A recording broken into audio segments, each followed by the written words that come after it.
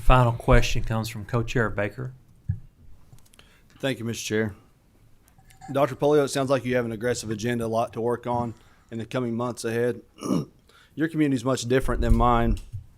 The weapons detection system, something I don't know that we have it at our schools. I guess it's new in your district.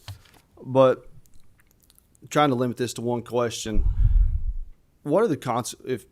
I imagine it is an issue, people bringing weapons to school. What are the consequences to something like that? What are the repercussions, the challenges within the school, and what you might face for students who disobey with that? Yeah, so first and foremost, obviously, it is to reduce or eliminate guns in schools. I mean, there's no doubt, well, really, we should say guns anywhere. I think no matter what our belief about guns, I think we could all agree that a child should not have a gun in their backpack at school. I mean, I think everybody can agree to that. And so first and foremost, it's preventing that from happening. So when that does happen and we have to take consequences or actions, first of all, we have a Jefferson County Public School Police Department that, we correspond with LMPD, and then charges are the responsibility of LMPD, but nearly every single time that does occur. And then we follow our code of conduct, which almost always means, unless it's a special ed student, and there are separate laws around special education and least restrictive environment that goes to the ARC committee.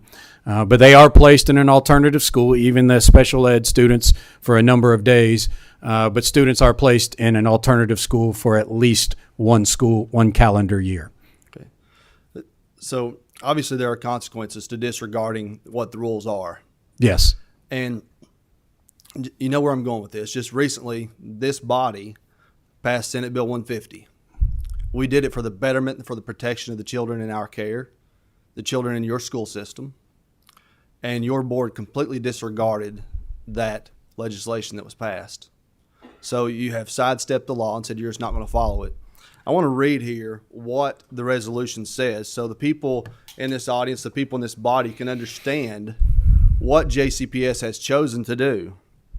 It says the district shall provide access to resources that are specifically responsive to gender identity, gender expression, and sexual orientation. The district shall allow students and staff to use requested names and pronouns. The district and school shall incorporate LGBTQ people and issues in school curricula. The district will not reveal a student's transgender status to parents.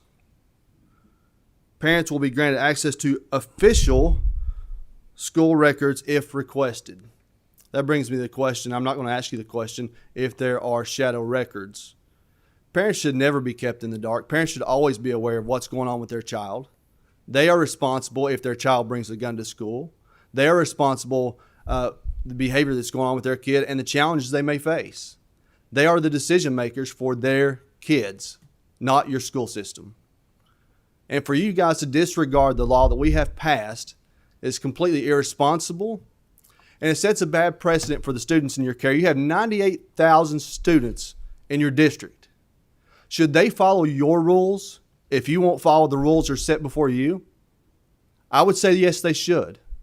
But you need to set the example of doing what's right by following the law. Thank you, Mr. Chair. Give you a moment if you'd like to comment. Well, I'll just say this. I mean, I'm a social studies teacher.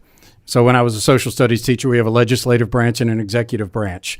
There is no doubt our job as the executive branch is to propose policies to our board, and our board is the legislative branch that passes that. Right now, I mean, there's a very divided board. There is no doubt about it.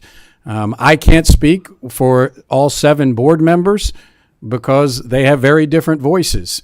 There are the ones who have made the decision to this point where they could not agree on a policy. We're working on that. We will pass a policy that follows state law.